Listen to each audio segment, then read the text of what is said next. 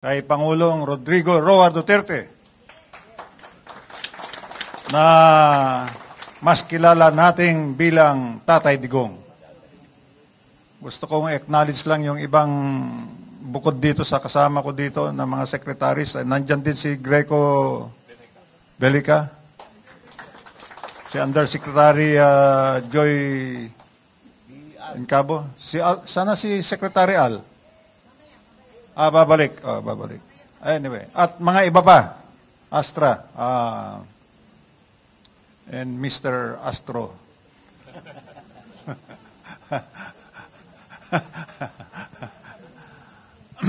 Ako po si General Hermo June Esperon, ang inyong former Commanding General ng Philippine Army, former Chief of Staff of the Armed Forces of the Philippines.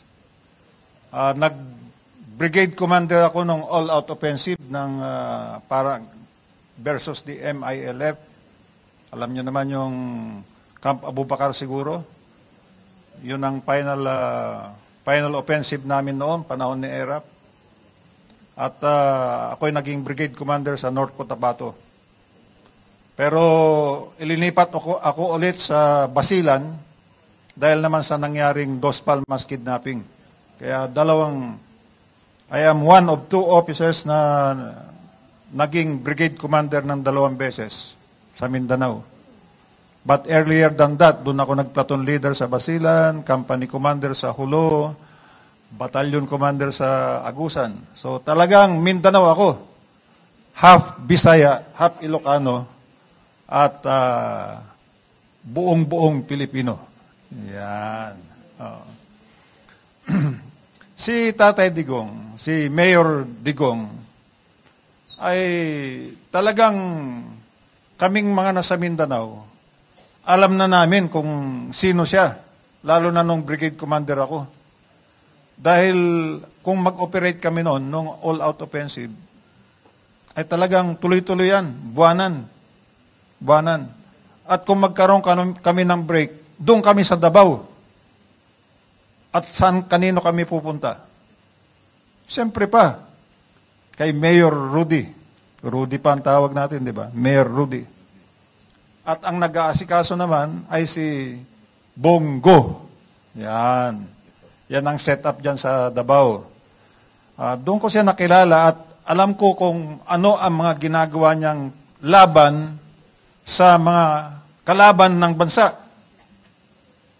Specifically, ang mga terrorist. Siya ang lumaban sa mga nagbomba ng airport ng Davao. Alam niya kung anong hirap ng mayroong terorista sa Mindanao. Siya ang lumaban sa mga bumomba sa Sasa Airport. Siya ang lumaban sa mga bumomba sa San Pedro Church. Kaya alam ni Tatay Digong kung ano ang problema ng Mindanao. Malaki ang kanyang nagawa sa pagpapatahimik ng Davao City. Alam nyo naman, ang Davao City, noong araw, yan ang unang naging pugad ng NPA. Noong una, ang NPA malakas lang doon sa Cagayan, sa Isabela, sa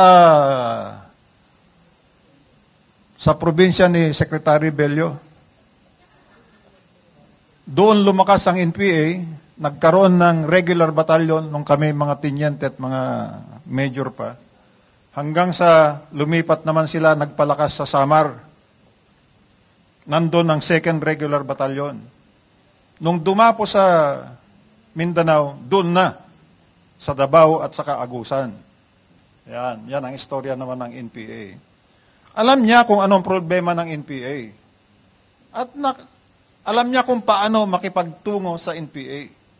Alam din niya na sa pakikipagtungo niya sa NPA, ang mas importante, yung kapakanan ng mga tao sa Davao na kanyang sakop at kapakanan ng sundalo, lalo na kung sila ay nasusugatan o mayroong isang opisyal noon na na-capture pero siya ang nag-negotiate. So, malapit ang military kay Mayor Rudy. Kaya nung natunugan namin na mangangampanya na, dahil gusto naming, alam nyo, bago siya nangampanya, alam na natin ang sitwasyon eh. Medyo magulo na eh. Ako, exposed na ako sa anti-drug campaign. Kasi nung presidential security ako ni FBR, ako ang ginawang task force commander ng anti-drugs. Ako ang humuli doon sa number 1 na Shabu importer noon, dyan sa Talayan, dyan sa Quezon, dito, sa Quezon City. O, hindi ko nasasabihin yung pangalan, kasi baka hanapin nyo siya sa akin. Basta alam ko na wala siya. Yun. O, siya ang number 1 na importer. Yate ang ginagamit ng Shabu. Panahon pa ni FBR yan. O. Ako din yung humuli kay Halusos. O, alam niyo ang offense nun? Yun naman yung nag-rape ng 12-year-old. Below 12.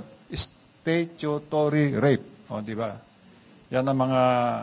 Pero alam ko yung drugs, noon pa, panahon pa ni GMA, dahil ako naman ang presidential security ni PGMA, siya na mismo nag-declare na ang drug problem ay national concern and national security problem na.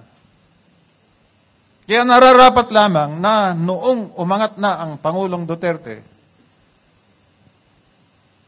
ang kanyang isang kaagad na tinira ay ang drugs. Dahil wala namang ginagawa yung nakaraang administrasyon tungkol sa drugs. Pinabayaan lang. At alam natin ang naging istorya ng drugs. Hindi ba? Laboratory sa Araya, laboratory doon, laboratory doon, laboratory doon. Eh, siyempre, anong gagawin mo? Sabi nga ni Tatay Digong, huwag mong sirain ang mga kabataan, ang aking bayan, kundi papatayin kita. Ngayon, Chinacharge nila ng crime against humanity. Ha? Hindi ba yung bang war against drugs? Labanan mo yung drugs? Crime ba yun? O anti-crime yung ginawa mong yun? Napakaliwanag, di ba? Ang linalabanan mo yung menace ng drug. Sino ba ang mas importante? Yung biktima ng mga drug dealers o yung drug dealers? O, sinong humanity ngayon na sinasabi nilang nagkaroon si Tatay Digong ng crime against humanity? Yung mga biktima ng drug problem? O sinasabi natin, kawawa naman yung drug lord, kawawa naman yung mga drug lord na ang wall ng bahay ay mga pera na. Kilala naman namin yun dahil taga Mindanao, kilala ko yun. Kaya ako, hanggang ngayon hindi ko makuha kung paano naging crime against humanity. Ang paglaban sa drugs na noon pa man ay security problem na, national security problem. Dahil noong pa naman panahon ni President Ramos, dahil ako ang anti-drug task force na ginawa niya, ay nakita ko na kung anong mga pangalan ang nandoon. Ang tataas. Kaya ngayon, wala na bang drugs ngayon?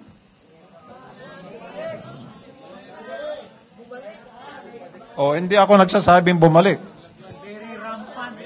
O, very rampant.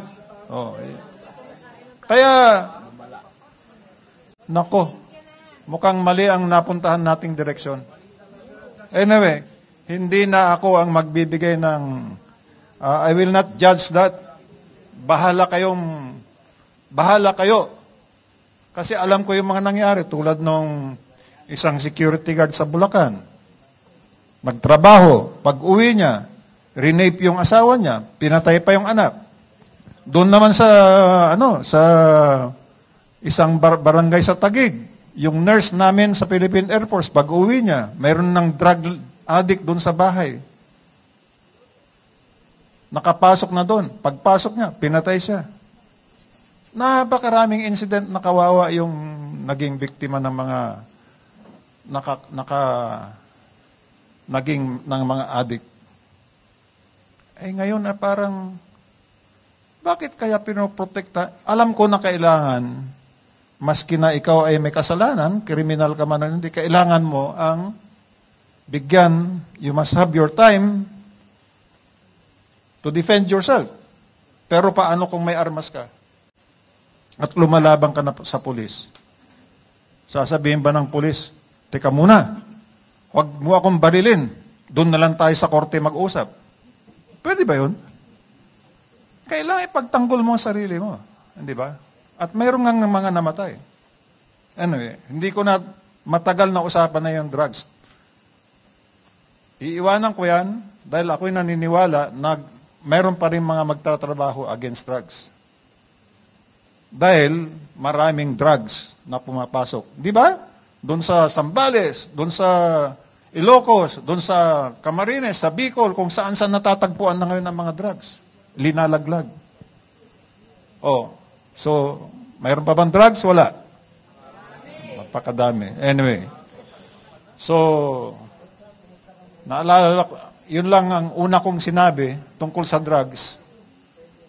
Kasi, natatandaan ko nga yung task force commander ng Tukhang, yung author, si Senator Bato. Di ba? Nung chief PNP siya. Bakit siya nag-number 1 na senador sa Metro Manila? Dahil tama yung kanyang ginagawa. Bakit number 3 siya ngayon na senador? Dahil alam ng tao na tama yung kanyang ginawa sa drugs. Di ba? So, mali pala si Tatay Digong. Ambot. Ngayon, punta ako sa ibang topic. As the National Security Advisor for 6 years, ako ang National Task Force Chairman for the West Philippine Sea. Yung West Philippine Sea. Unang punto ko at pinaka-importante, nung panahon ni PRRD, wala tayong nawalang territory. Yung Scarborough, nawala noong 2012. Na-occupy ng China. Pero sa panahon niya, walang nawala. At yung tension with China ay hindi na masyadong tumaas. Kasi matatandaan nyo, ang China doon pa lang sa Luneta, may nangyaring hostage dyan noon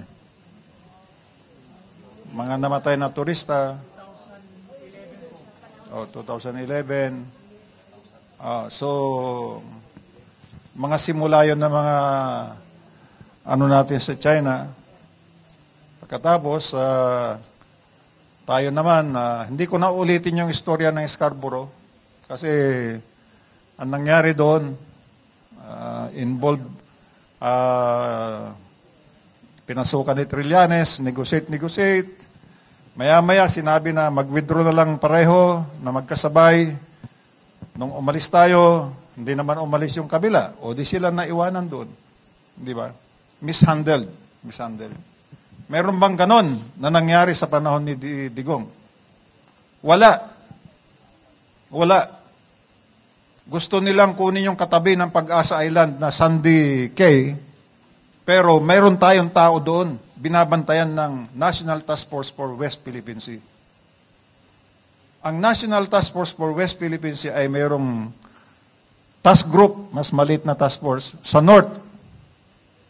Kasama na doon sa kanan pa ng Pilipinas, pati yung Philippine Rice, kasama na yan, North, binabantayan natin yan. Dito naman sa West, nandito ang Palawan, isang task group pa rin yan, na hawak o kino-coordinate ng National Task Force for West Philippine Sea na every Tuesday or kung kinakailangan ay mag-meeting. Walang mintis. Walang mintis. Kaya nabantayan natin yan. Alam natin kung ilan yung mga militia boats na nandyan. Pero hindi natin pinapalaki yung problema. Dahil ang relasyon natin sa China ay hindi lang West Philippine Sea. Ay hindi lang tungkol sa West Philippine Sea. Ano pa ang ibang relasyon natin sa China? Obviously, trade. Di ba? Cultural. Dahil ang dami nating Chinese dito eh. Person to person. Turismo. Di ba? Meron tayong iba pang relations with China na hindi mo kailangang sabihin o hindi na kita kaibigan. Dahil ang foreign policy natin, sinasabi nga nila, noon pa simula pa lang, sabi ni Tatay Digong, we are friends to all, enemy to no one. Hindi yung friend kita. Yung isa naman, ayoko sa'yo. Hindi pwede yun. Siyempre, friends tayo sa Amerika. Sinong may kamag-anak sa Amerika? O, kita nyo? Ako, 3 kapatid ko doon. Paano ko aawayan ng Amerika? Hindi ba? Kaibigan ko ang Amerika. Gustong-gusto ko ang Amerika. Pero hindi ko sasabihin, China, ayoko sa'yo. Hindi pwede. Di ba? Kung yung US nga at saka China, nag-uusap tungkol sa trade. Eh. Di ba? Dahil sila ang number 1 trade partner ng bawat isa. So, hindi lang West Philippine Sea ang relasyon natin sa China. Kaya timbangin nating mabuti yan. Timbangin natin yan. Ayaw kong sabihin mali yung ginagawa nila ngayon, pero hindi ganon ang ginagawa namin nung panahon ni Digong. Ha? May sasabihin ako sa inyong sikreto. Unang visit namin sa China, 2016. Doon kaagad sinabi ni Digong, Mr. President, we have the ruling of the arbitration. Sinabi niya yon. And we want this to happen, something. Kailangan ipatupad. Sinabi ni Xi Jinping, kung ipepersa mo yan sa akin ngayon, magka-problema tayo. Oh. So sinabi ni Tatay Digong, sige, dito na muna, pero nandito ang arbitration. Saan niya sinabi ulit yung arbitration? Doon sa United Nations. Nagtalumpati siya doon. Ito na ang arbitration ruling. At hindi mo na maaalis ito because this now becomes part of the international law. Di ba, mga abogado tong tatlong to eh. Oh. Di ba? Part of international law which may not be diminished. Nandyan na yan. So, nandyan. Ano ngayon kung nandyan? Nandyan ang South China Sea. Meron freedom of navigation beyond your territorial waters. Alam mo ang meron tayo, yung exclusive economic zone, 200 nautical miles. But remember that that is your exclusive economic zone which is sovereign rights. Hindi sovereignty. Ang sovereignty sa iyo. Ang sovereign rights, iginawad sa iyo ng United Nations para protektahan mo at para kunin mo yung mga nandyan na isda o mineral o kahit ano pa. Sovereign rights. At pwede mo ring ibahagi sa mga ibang countries. Sharing, i-share mo, pwede. Yan. Hindi yung exclusive economic zone ito, amin to eh. Ang emphasis mo, yung exclusive eh. Hindi. Sovereign rights lang yan. Kaya, ulitin ko, ang relasyon natin sa China ay hindi dapat napapako sa West Philippine Sea. Marami pa tayong ibang magagawa. Ngayon, kung iba ang paniwala ng administrasyon, ay bahala sila kung kaya nilang panindigan. Pero ito ang solusyon ko dyan. Sa West Philippine Sea o sa South China Sea, doon sa loob ng ating exclusive economic zone, ay mayroong 17 isla ang Vietnam. Nandiyan ba saan ba yung aking partner? Yung mapa, nandiyan ba ninyo? Oh, dali mo dito. Oh. Sa loob ng EEZ, ito, baka hindi rin nyo makita, pero para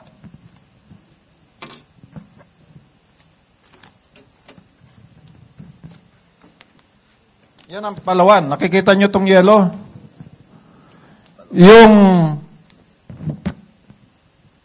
Yung arc na yon, yun ang exclusive economic zone. Sa loob niyan, ay merong 17 isla ang Vietnam na dinidevelop nila, linalagyan ng nagre-reclaim, pinofortify, pinapalakas. Mayroong isa ang Taiwan. Yung dating pinakamalaki, 42 hectares. Pero hindi na siya ang pinakamalaki ngayon dahil yung China ay gumawa ng 580 hectares sa tabi ng Pag-asa. Dito rin, meron ding airport dyan na 3 kilometers. Meron din sa Mischief Reef na 3 kilometers. 7 ang posisyon ng China ngayon dyan. Yun namang Malaysia ay may 5. So, tanong ko sa inyo, mapapaalis mo ba yung Vietnam? Mapapaalis mo ba yung Malaysia? Mayroon nga silang airport din ng Malaysia eh. Ang Brunei, mayroong isa. Papaalisin mo ba? Yung Taiwan, papaalisin mo? Yan ang dating pinakamalaki. Eh bakit tayo naggagalaiti na papaalisin mo yung China? Eh 3-kilometer airstrip yung nagawa na nila doon. Siyempre, didepensa na nila yon. Meron ka bang panglaban doon? Mayroon. Alyansa sa lahat ng naniniwala. India, US, Japan, etc. Pero, pagdating ng araw, paglabanan na, nandyan ba sila? Kaya, ang solusyon ko dyan, na rekomendasyon, sana may makinig sa akin, yung ating 8 posisyon, 8 isla, at saka isang reef, i-fortify natin. Alam mo ang ginawa natin sa panahon ni Tatay Digong? Meron tayong airstrip sa Pag-asa Island. Munisipyo yan eh. Pero, naanod na ng tubig. Parang yung mga flood control ba? Di ba? Ay, masamang bad word yata ang flood control dito ah. Pinagawa ni Tatay Digong yun. Kay Art Tugade. Pero, yun ang recommendation ng National Task Force on West Philippine Sea at National Security Council. Pinahaba natin yon para pwede na ang C-130 at saka mga fighter aircraft. At gumawa tayo ng covered port para doon dumaong ang mga fishermen. At I saw to it na magkaroon ng lighthouse ang mga isla natin. Ano ang ibig sabihin ng lighthouse?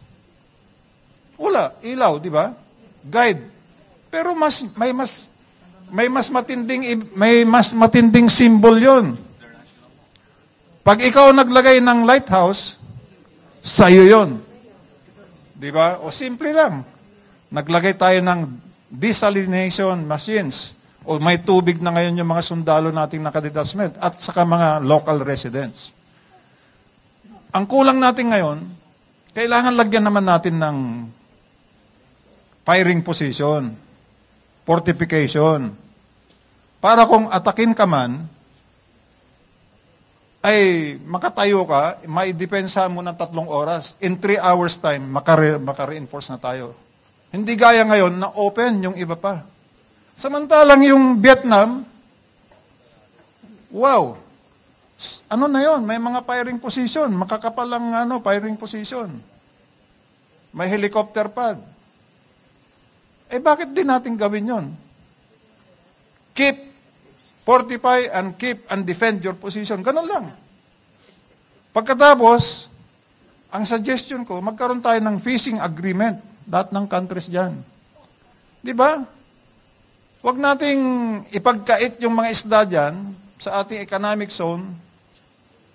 Dahil yung isda naman ay palangoy-langoy yan, pwede namang palipat-lipat. Pakinabangan natin lahat dapat yan. Second, magkaroon tayo ng marine biology studies dyan. Gawin nating international. Di ba? Yun ang huwag mong dalhin yung mga barkong panggera dyan. Gawin dalhin mo dyan yung mga scientist. Di ba?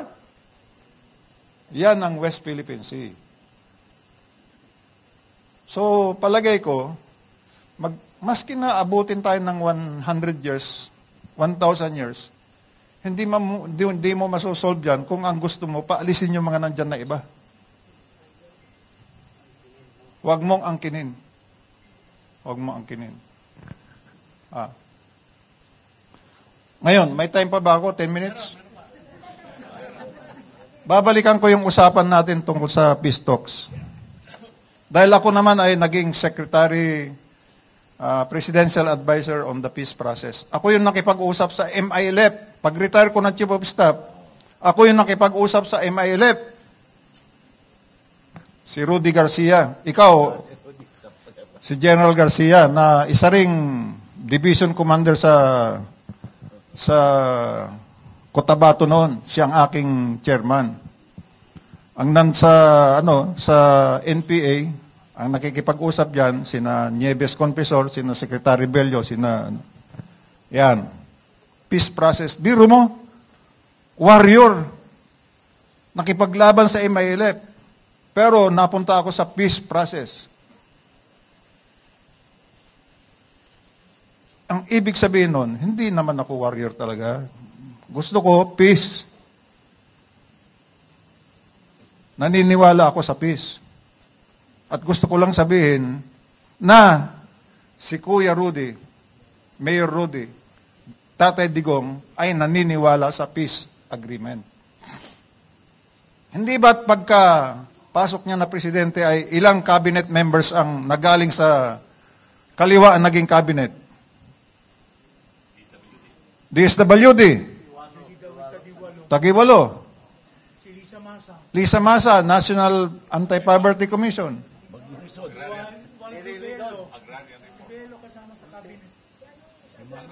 No? Bello? Ikaw talaga loko. Sino? Bello kasama. Si Aldo Bello.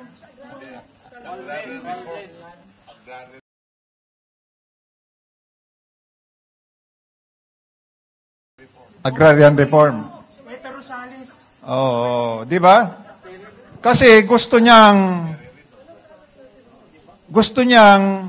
kausapin sa peace, dalhin niya sa peace agreement ang CPP-NPA.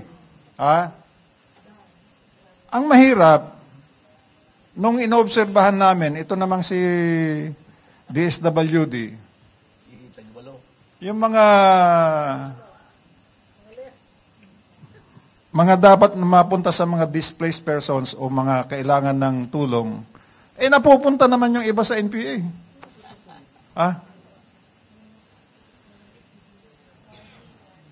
So, nagkaroon ng masinsinang peace talks. May istorya si Secretary Rebello doon. Meron na akong istorya din. Malapit na yung interim peace agreement. Pero kung bubusisihin mo ang laman, may mga laman doon, yung tinatawag na lang Comprehensive Agreement on the Socio-Economic Reforms. At saka yung final disposition, na hindi kami agree. Hindi kami agree. Sa socio-economic reforms, ang isang gusto nila, yung agrarian reform ay sila na magpatakbo. Sila na magpatakbo. Sa final disposition, ang gusto nila, yung military, ay maging engineering battalions at saka brigades na lang. Aba, parang natalo yata kami. Kaya, ito naman ang may sinabi si Tatay Rudy kay Secretary Bello, napayag siya, narinig niyo yung istorya. Kami naman, ito rin ang binitawan ng Presidente. Aba, ang gusto pala nila ay coalition government. Hindi ako papayag sa coalition government. Hindi naman sila elected. So, ang nangyari, tinigil natin yung peace talks. Tinigil natin yung peace talks. Nagkaroon ngayon ng executive order 70 which created the National Task Force to end the local communist armed conflict. Na chairman mismo ang Pangulo. Ako ang vice chairman. At nagtalaga kami ng mga cabinet officer for regional development and security sa bawat region. Region 2, Secretary Bello. Region 3, Secretary Galvez. Region 4, Villar na NCR. Region 4B, Secretary Cusi. Region 5, Bicol, Honasan. Region 6, doon nakapag-asawa si Mato. Region 7, Cebu, si Mike Dino. Region 8, Samar Leyte, si Ed Rosario, dahil naging division commander siya doon. Region 9, Rolando Bautista, dahil siya ang naging na-assign doon, DSWD. Pero doon siya nag-serve as Army. Region 10, Martin Andanar. Oy, happy birthday, Martin Andanar. Andiyan ba siya? Wala. Region 10, dahil taga Cagayan de Oro siya. Region 11, Davao.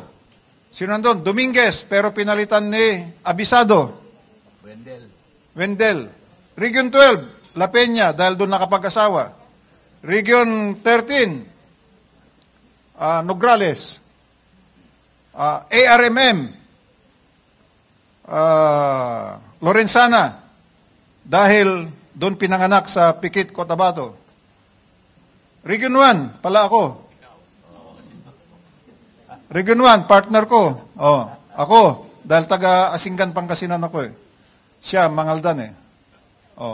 Puso Rubio, Mangaldan. Ewan ko, saan ba ang bahay mo? Tama. In other words, totoo yung ginawa namin sa National Task Force. Sa region, may cabinet.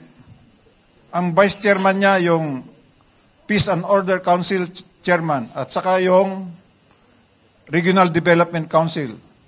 Ang mga members namin, gobernador. Pagdating mo sa probinsya, ang task force commander, governor.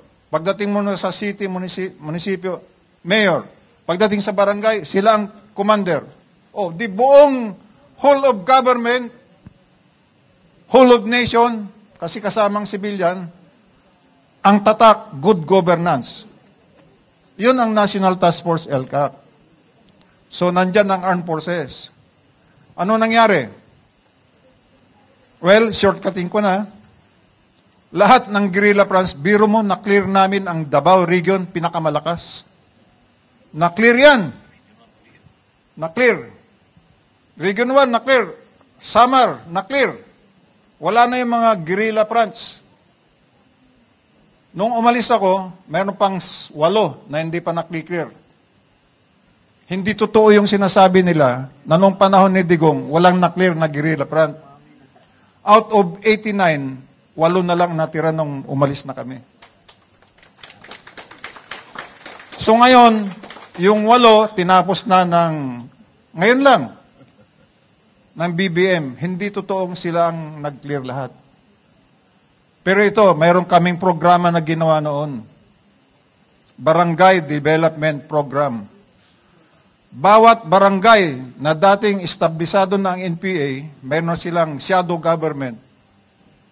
Pero natanggal namin sila, linagyan namin ng development Ano ito? 1 kilometer farm to market road, school building, health center, water works, livelihood. Walang flood control, ha? 20 million per barangay. 822. Natatandaan ko pa. First batch, 2021. Nagawa lahat yon. Ano ang delivery? 99.7%. Alam niyo kung bakit? Kasi nakatutok lahat doon, pati governor. Yung iba pang mayor at saka governor, yung 20 million, dinagdagan pa nila ng 100,000 o 50,000. Masabi lang na mayroon din silang kontribusyon. Yung pondo, i-release namin sa governor or mayor, hindi sa district engineer. Hindi sa district engineer. Ngayon, kung pag-uusapan natin yung mga flood control ngayon, tignan nyo kung saan nakarelease. Congressman to district engineer. Yun ang pagkakaiba. Ang problema, yung unang 822 barangays, 20 million. The following year, ang ibinigay, 4.5 million na lang. Alam niyo kung bakit? Hindi kami nakapasa sa Congress. Bakit? Kasi, walang pakinabang yung Congress. Ngayon, alam niyo kung magkano na yung 20 million? 1.5. Ang kalsada ngayon, 1 kilometer, 12 million na eh. Kaya wag naman sanang mapabayaan tong National Task Force LCAC. Naniniwala ako sa mga nandyan pa na kaya nilang gawin at ipagpatuloy. Pero kung walang support sa national leadership at sa mga cabinet members, down the line, walang mangyayari dyan, babalik ang NPA. At ito ngayon ang nangyayari. Ay pumapalagpag nga siya sa Kongreso eh. At, alam ba ninyo na yung mga nakakulong na Central Committee members ay pinakawalan na naman? 7? Dahil nagprepara para magkaroon ng final peace agreement. Bakit? Ako naman, with due apologies kay Secretary Rebello, ako naman, bakit ako makapag-peace talks pa kung wala na nga kayo eh? Wala na nga kayo eh. Kaya na ng gobyerno to. Yung mga sinasabi niyong problema, kaya ng gobyerno. Ang problema, paano mo sasabihin kaya ng gobyerno kung yung flood control, hindi mo man lang magawang maayos? Wala namang nahihiya. Di ba? Sabi ng Pangulo, mahiya naman kayo. Tingnan nyo ngayon, makinig kayo sa mga nangyayari. May nahihiya ba? Abangan ninyo. Sana, magkaroon talaga ng magandang reforma dyan upang umusad tayo. Kung hindi nyo magawa, nakahanda naman ang PDP laban.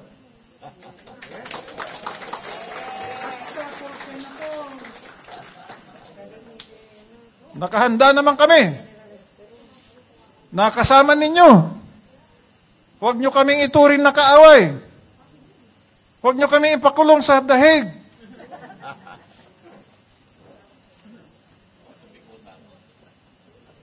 Dito tayo magtalo sa ating korte. Di ba? Nagsimula ako kay Tatay Digong na nasa ICC. Tatapusin ko na sana may balik na siya. Bring him home! Bring him home! Bring him home! Bring him home! Maraming salamat.